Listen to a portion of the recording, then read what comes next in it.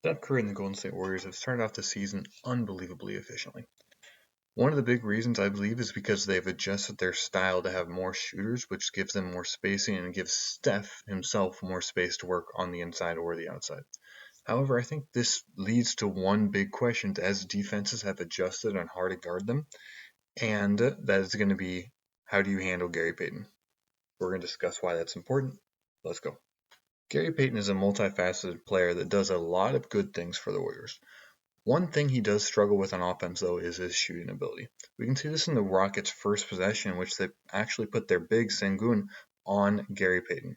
This has a couple of big effects, and the main is that Sengun can essentially help off whenever he wants. Because Payton doesn't represent a threat beyond the three-point line, what this effectively does is it makes it so everyone else on the inside driving has a lot less space to work with. We can see as the Warriors go through this motion right here, one of two things should be open. It should either be a layup for Draymond or it should be a wide open corner three to a decent three-point shooter. Okay, we can see the Houston Rockets adjusted over. You had two go with Steph. That meant you had Draymond open in the middle. What this defender simply does is says, we don't care if Gary Payton shoots. We're going to help over and we're going to stop this layup. And we can make mistakes like this now because of how inefficient Gary Payton is from shooting from the outside.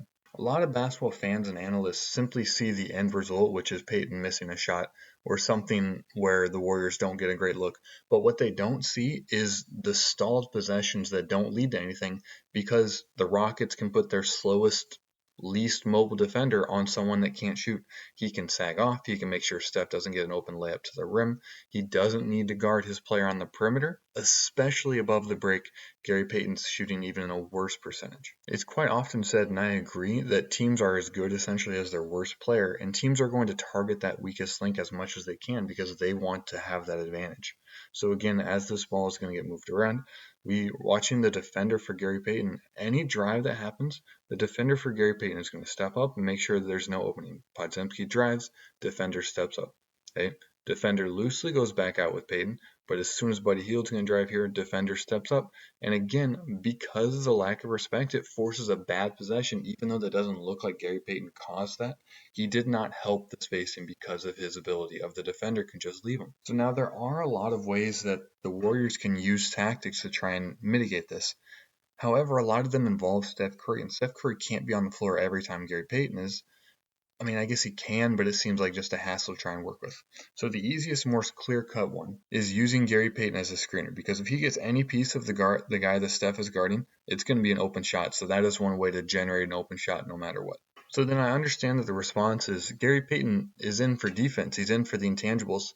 And yeah, I agree. He does do those both very well. Great defender. He gets offensive rebounds. He leaks out in transition for great easy buckets. He cuts really well. All of those things I agree he does really well. And so that's the question that the Warriors ultimately have to answer is, does his harm on the offensive end spacing wise balance out with his benefits that he provides for offensive rebound, defensive rebounding, overall defense in general?